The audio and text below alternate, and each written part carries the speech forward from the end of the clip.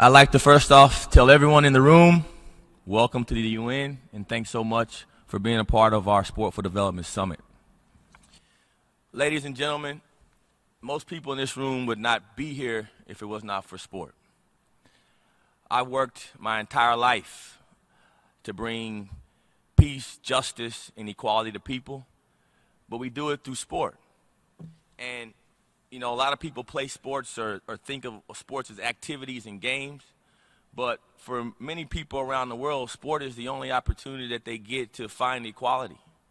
If you go into some neighborhoods in sub-Saharan Africa, you'll find little girls for the first time over the last decade being able to play soccer with people in their neighborhoods, right? If you look back, you know, over our history, whether it's from ping pong diplomacy to other acts of cultural awareness, sport has been a huge vehicle. And so I just want to welcome everyone here today. And I hope you all are as excited as I am to talk about the powerful things that sport really brings to our world. And so to begin our programming, I'd like to first off invite our host to speak. From the Permanent Mission of Grenada, we have the Parliamentary Secretary, who's responsible for information, Mr. Honorable Winston Gramwe. If you could please come and give us a few words. Thank you. Today is a very important day for all of us, and we understand the value of sports and what it is doing in helping to change lives and to create opportunities for young people the world over. First of all, I'd like to let you know that I bring you greetings from Grenada. As a matter of fact, pure Grenada, Spice Isle of the Caribbean. And as a small nation within the Caribbean region, we're very proud to know that with a population of just about 100,000, in 2012 in London, our own Kirani James. As a matter of fact, the government has so recognized that sport is a very important vehicle towards transforming the lives of our young people. And we have decided to invest much more into the development of facilities so that our young people can express themselves. On the 23rd of January this year, we were able to open a brand new athletic and football stadium. What this is doing for our young people, as I've said before, is to create opportunities. But what is very important for us and very noble to note, that the IAAF certified the track and give it a first class, the first in the Caribbean among the small islands. It means a lot to us, because every official games that is held in the stadium, the results will be recognized by the IAAF. Today, we continue to move forward. We continue to ensure that there will be more opportunities for young people. As a ministry, we have recently embarked on an elite program. What is this? And what we're trying to achieve through this program is to identify talents around the country and bring them into one pool and to train them in all areas of the sport that they consider to be the prime sport. Moving on in our program, I'd like to now welcome from the UN Mission of India, Ambassador Mr. Saeed Akbaruddin.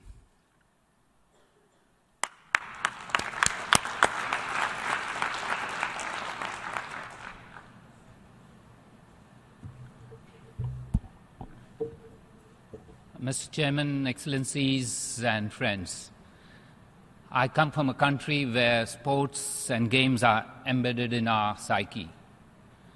Our legends, our myths, our fables speak of the importance of sport in every walk of life.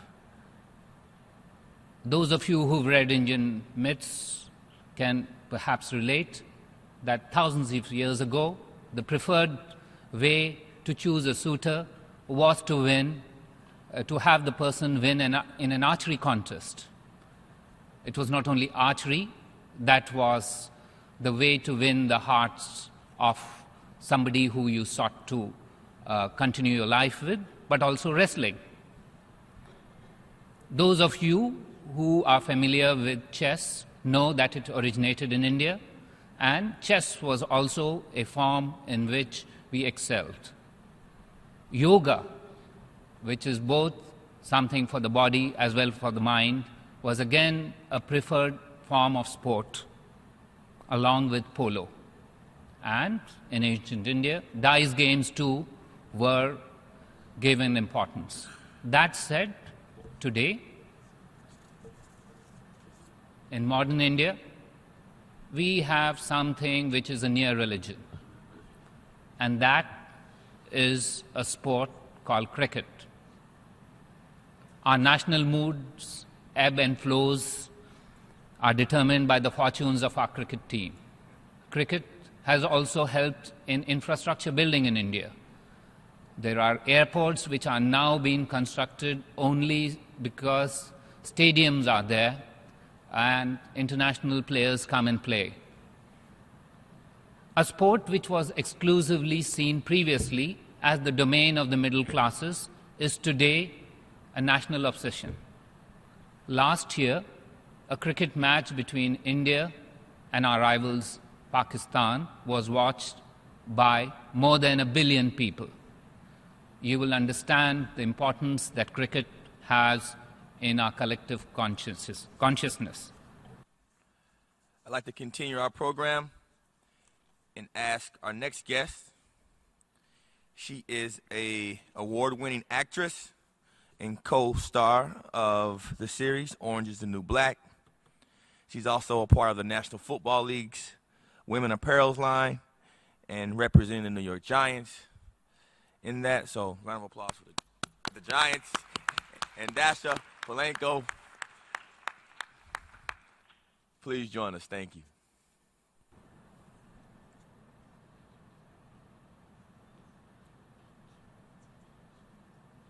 Hi. How do I top all that?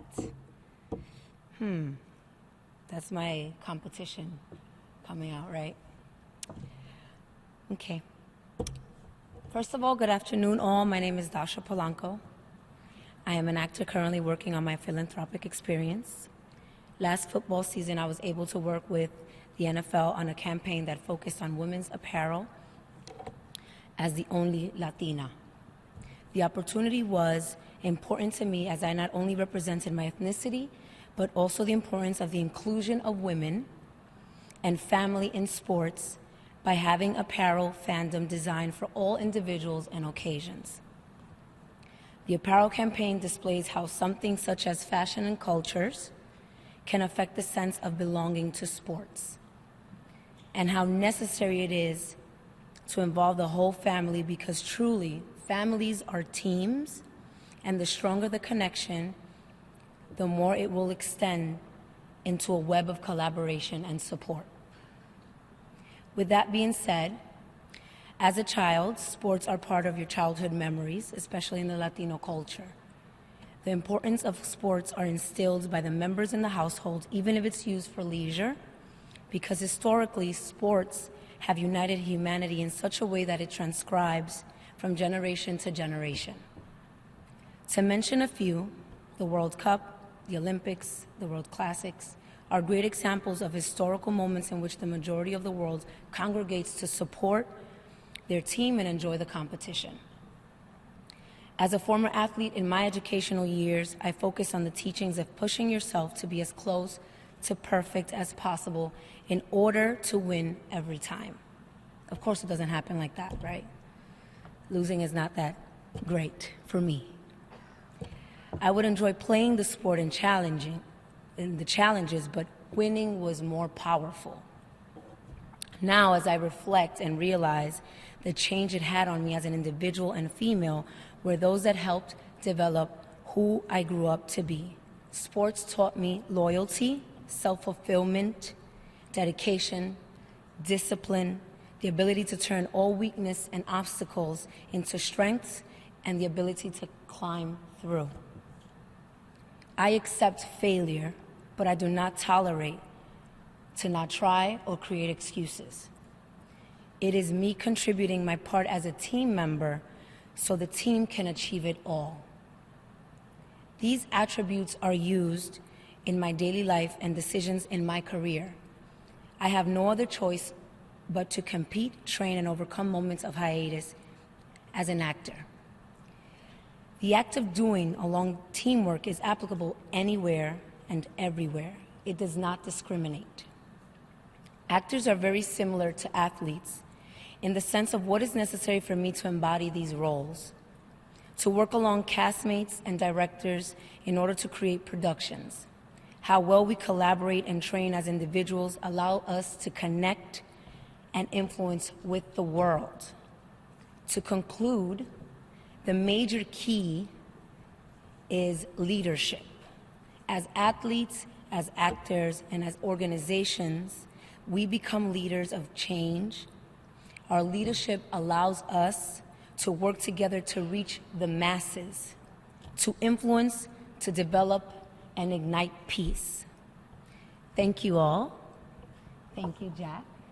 I am so excited for tomorrow. I am one that's going to the Haiti mission, and I am super motivated and inspired by all in this room and look forward to the future. Thank you.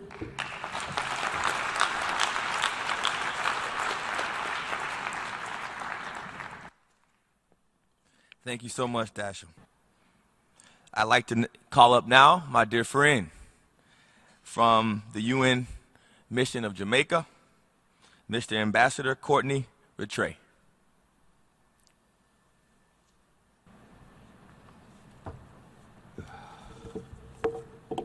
Ladies and gentlemen, it's a pleasure to join you for this second annual Summit on Sport for Development.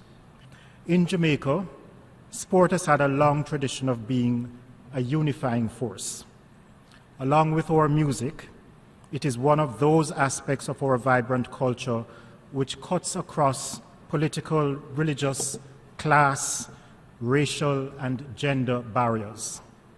True sport fans also acknowledge and applaud outstanding performances, even grudgingly, even when that performance may doom their own team to a devastating loss.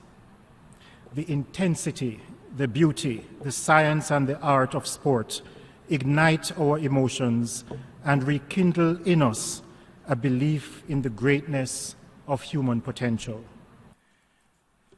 Moving on, I'd like to welcome from the Italian Permanent Mission to the UN, Ambassador Inigo Lambertini. Honorable Minister, colleagues, athletes, friends of sports, I would like first of all to congratulate the Permanent Mission of Grenada and its new permanent representative for organizing this event together with the Brewer Foundation in celebration of this important day. My dear friend Ambassador Rattray, also the Indian permanent representative, has already spoke about sport, development, and peace.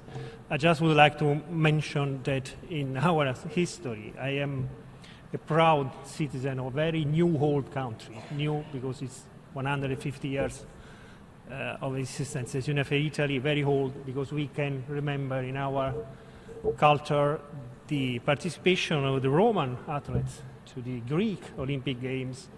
And when there was the Olympic Games in the ancient Greece, all the war were over. We are still trying today to reach the same Olympic truths that in the 1,000 years ago they reached.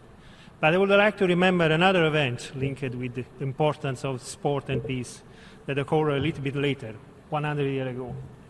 100 years ago, Europe was in the middle of a serious turmoil, the World War I, and not only Europe, all the world. It was a war that lasted for 4 years. It was a war that took millions of lives. Maybe you already know, but something is very special happening in the first Christmas day of the war in December 1914. Suddenly, in a no-land man between the two armies, between the German armies from one side and the Anglo-French army on the other side, a match of football or soccer took place. And this was not something that happened because the two armies need to have some moment of peace after months of war. This is something that showed the power of the sport connected with peace. Of course, this was not the solution of the war, and it happens also in other situations. But this is something iconic that I think it's important to remember, all of us. And this year festivities are particularly meaningful, failing as they do right after the adoption of the Agenda 2030. In 15 years, since the inception of the MDG in 2000, sport played a vital role in the achievement of each of the 8 goals. And Agenda 2030 goes even further by recognizing the role of sport in social progress. Indeed, the agenda describes sport as an important enabler of sustainable development, a message of which we are truly, truly convinced. My country is a strong believer in sport as a powerful tool and vehicle to promote peace and development, and we are very proud to be part of the group of friends of sport. This is why in 2009, we actively supported the adoption of the resolution to grant observer status to the International Olympic Committee. To introduce his latest video, I'd like to ask Mr. Ryan Hathaway to please say a few words.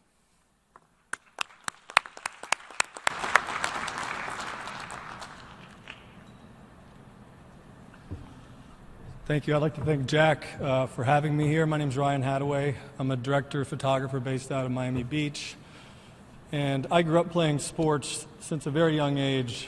And although injuries prevented me from making as far a lot of you guys did, I believe that the values that are instilled in sports at a young age stick with you for life.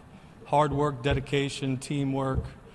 And last year when I was fortunate enough to come on the Global Ambassadors trip to Haiti, it was just an amazing experience to join so many talented athletes and entertainers and just great people to go there and do good and to instill these same values in the communities that need it the most. And I had never been to Haiti before, and it's hard to really put into words what it's like. So you'll get to see that here on this video shortly, but I just want to thank Jack and his team for the good work that they're doing down there, and I'm just very privileged to be a part of it. So enjoy the video.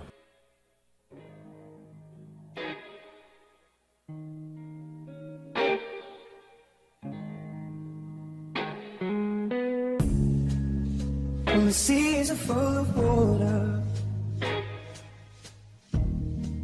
slopes by the shore, just like the riches of grandeur. Oh, no, no, never reach the pole. And let the clouds fill with thunderous applause, and let lightning be the veins. Fill the sky with all that they can draw when it's time to make a change. Make it rain down, Lord. Make it rain, make it rain, make it rain, make it rain down, Lord. Make it rain.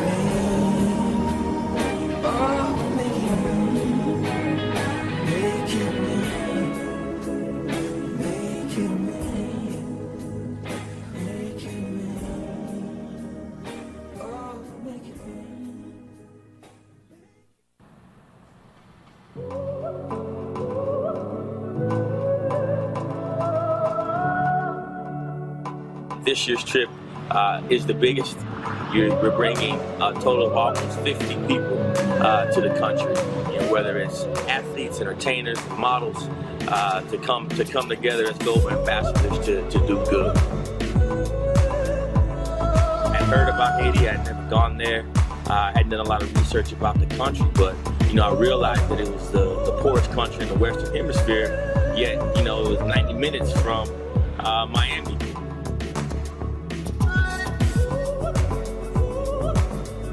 A lot of things we take for granted. I know for me, I don't wake up every day and really think, oh, I can see today, or when I walk in and wake my son up in the morning, I don't think, oh, I can hear him today. And so working with the Starkey Hearing Foundation, it really starts giving you appreciation for those basic things that you normally don't even think about. Whether it's a baby who for the first time hears bird sounds and is looking around, can actually communicate with their parent, or you take a young adolescent child who may have been just outcasted in this community, and then all of a sudden you give him or her an opportunity at a chance in life.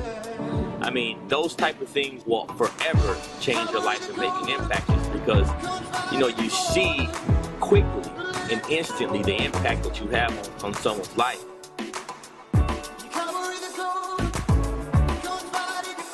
I look at challenges and opportunities that I can help people that need it the most. But it's a challenge to really go to a place like Haiti and to be able to accomplish a lot, and really get things done. This is a place where there's not a lot of resources, so if you lose a limb, usually you don't even get a wheelchair, not to mention a prosthetic. So if you got, a little girl or a little boy who lost a limb in the earthquake, or you have some kids that are born with unfortunate diseases that causes them to lose limbs, a lot of these kids, are forced to do without and not have any type of prosthetic.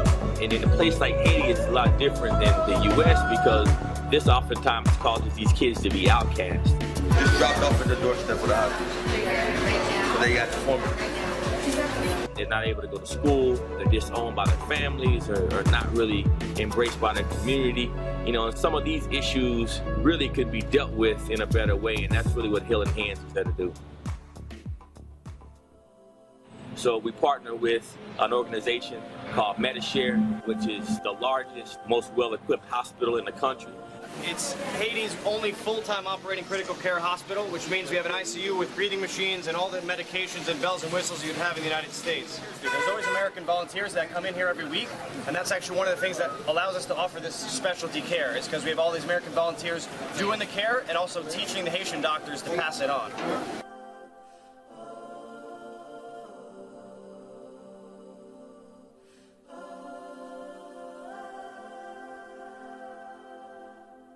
When you see a kid who has been left at the doorstep of the hospital, and not because the parent didn't want to take care of them, or not because they weren't loved, but strictly because those parents didn't have the resources to be able to give their kid any help.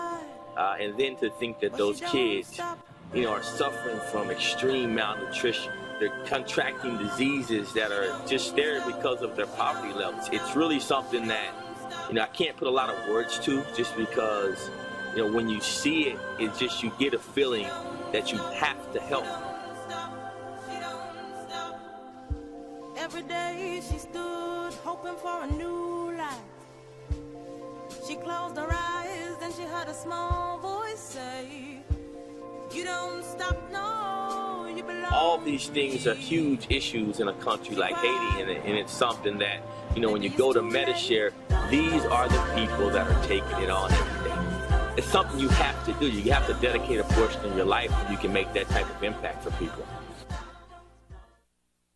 Whoa, wheeling, dealing, limousine ride, jet flying, son of a gun. And I'm having a hard time holding these alligators down. Now give me 2 claps in the Ric Flair.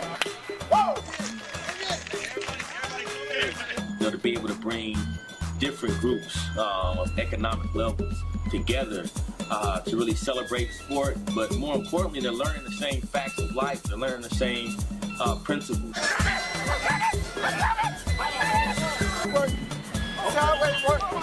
And they had an incredible opportunity. I mean, the kids of Haiti that day got a chance to play and learn from NFL greats like Clinton Portis, guys like Takeo Spikes. Those opportunities are incredible. I mean, they even got a chance to box with the great Andre Berto, who's actually from Haiti. So, I mean, this was an absolutely incredible opportunity for the kids.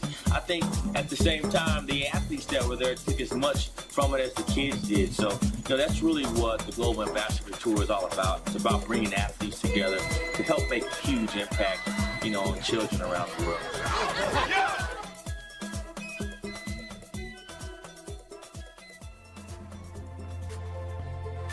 Haiti needs our help, but more importantly, people that are there for the long term. To have a place like Haiti that's 90 minutes from our borders, for me, it's just a huge opportunity, but I've taken it on as an obligation. This is one of the most beautiful countries in the world. For me, it's so special to be able to show this incredible place to my closest friends, my closest family, and people that I know would go there and embrace the culture as much as I have. And most people want to get better. Most people are looking for a way and an opportunity to go and lend a helping hand to someone that's in poverty. And so Haiti is that opportunity for me personally. And so to be able to share that with my closest colleagues and my closest friends is truly a humbling experience, but one that I know will make them as addicted to Haiti as I am, because I'm addicted to Haiti. I mean, it truly has become my second home. Every time I watch that video, I get tears in my eyes. And it always reminds me of the reason that, really we are here today. And that's, how can we use sport as a vehicle for positive change? The reason I created the Global Ambassadors was because I wanted to help give athletes, sports fans, and various people a platform to make positive social change. You could be helping build a healthcare clinic. You could be helping support an orphan, helping feed people who don't have access to clean water and food. That's the power of Global Ambassadors. And so it's a huge honor to sit here before all, the great ambassadors that came to represent their countries. We have incredible athletes in the room, and just supporters and organizations of this sport for development movement. It hadn't been very long since sport for development even became a term or a buzzword. But this is something that many of us have been working towards for years and years. And so as I look over the past 3-4 years working with our foundation, our partners, we've done some pretty amazing things, from helping to launch cancer clinics that have helped save 3,000, 4,000, 5,000 women's lives over the last 2 years, to partnering with organizations like Starkey Hearing Foundation and various hospitals, across some of the most impoverished communities in the world. And so I just hope you all truly understand and can help join our movement of the Global Ambassadors as we continue our work. Tomorrow morning, many of the men and women in this room are going to hop on a plane, and thanks to our gracious partners from Haiti, one in the back, Mr. Gilbert Hippolyte, who runs our foundation in Haiti, and our many partners on the ground. We're bringing over 70 people to Haiti tomorrow. And so logistically, there's a lot of work, there's a lot of effort, but we're going to go there and we're going to do some really good things. And so I'm just extremely excited. As we move on in our program, our next speaker and guest, who's actually sitting right next to me, he was my player development head for the New York Giants. He was a great NFL football player, but more importantly, he's a great man. He's someone who's dedicated his life to the betterment of professional athletes and helping to build men, not just in sports, but off the field, giving them access and opportunities. And he's built some of the most incredible programs. And a couple years ago, it was a huge honor. And, I was very excited to hear that the National Football League actually named him as the head of player engagement. And so to speak to us next, Mr. Charles Way from the NFL.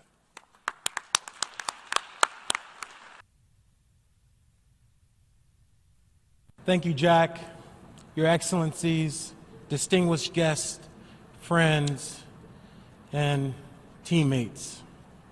It's an honor to be here before you today representing the National Football League, because our vision is using the game of football to positively impact lives and service.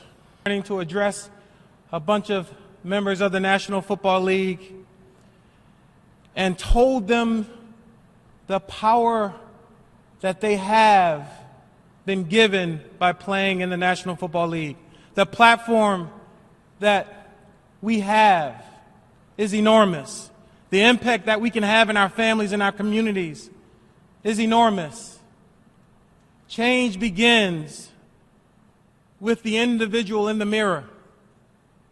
Change begins with a parent telling his kid to go outside and play in that dirt field. Change begins with a coach throwing out a soccer ball and telling his team to go play. Change begins with a teammate helping another up off the ground and saying, "We'll get it next time." Change begins when a league goes into a community and establishes a league for the very first time. Change begins when a government accepts a sport for the very first time.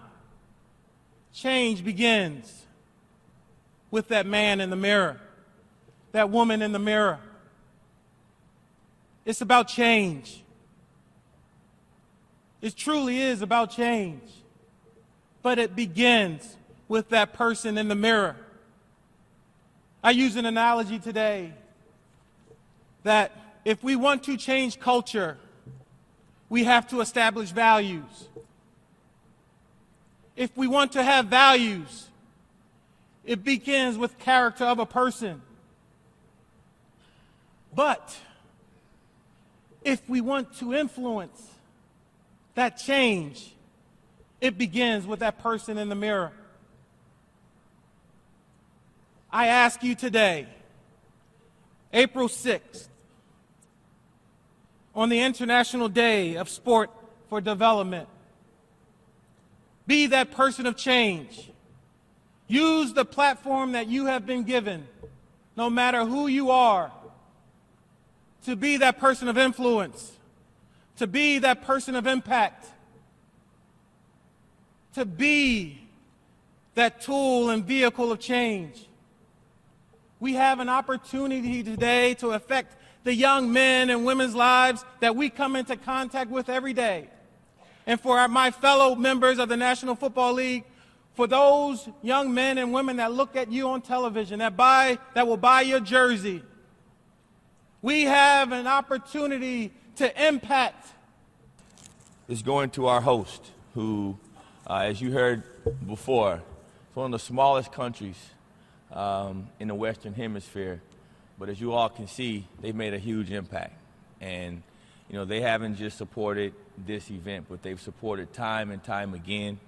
And for those efforts, you know, we want to show them some gratitude and appreciation for their courage, for always stepping up and being easy to work with and just trying to do what's right for the world. And that's the mission of Grenada. Please all come up. And this is the time we can take pictures, everyone.